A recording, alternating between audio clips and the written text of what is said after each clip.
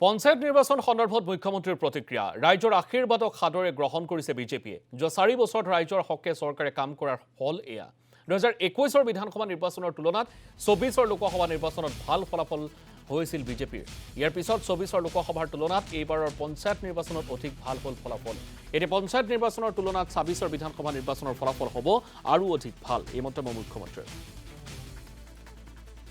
অসমত পঞ্চায়ত নিৰ্বাচনৰ ভোট গণনা এই পৰ্যন্ত চলি আছে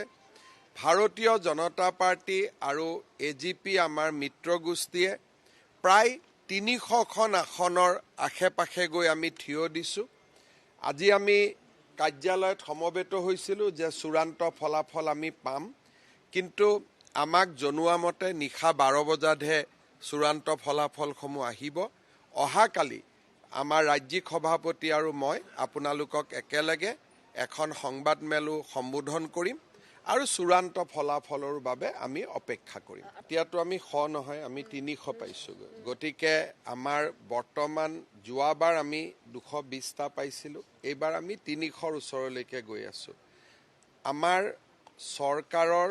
যোৱা 4টা বছৰত জনমুখী যি কাৰ্যকলাপ বিশেষকৈ অসমৰ মহিলা সমাজে আমাৰ দল আৰু আমাৰ প্ৰাৰ্থীসকলক হিয়া উজাৰি আশীৰ্বাদ দিছে মই অসমৰ মহিলা সমাজক প্ৰতিশ্ৰুতি দিছো যে যি সংকল্প আমি নিৰ্বাচনী সভাসমূহত আপোনালোকৰ সন্মুখত লৈছিলো প্ৰতিটো সংকল্প আমি কাৰ্যত ৰূপান্তৰ কৰিম আমাৰ কৰ্মসূচীক আমি সম্পূৰ্ণ 100% ৰূপায়ণ কৰিম এই বিজয়ৰ 100% কৃতিত্বৰ অধিকাৰী আমাৰ অসমবাসী ৰাইজৰ আশীৰ্বাদ আৰু আমাৰ কাৰ্যকৰ্তাসকলৰ অমোঘ আৰু অত্যন্ত পৰিশ্ৰম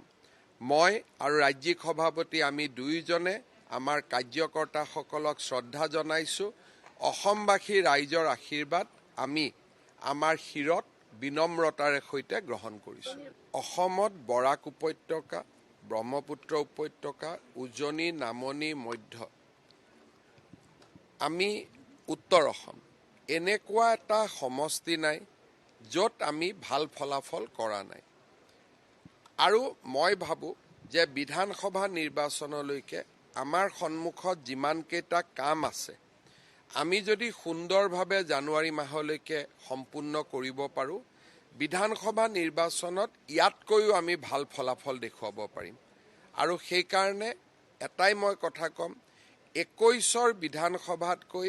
24ৰ লোকসভা ভাল হৈছিল 24ৰ লোকসভাতকৈ 25ৰ পঞ্চায়ত ভাল হৈছে আৰু 25ৰ পঞ্চায়ততকৈ 26ৰ বিধানসভা আৰু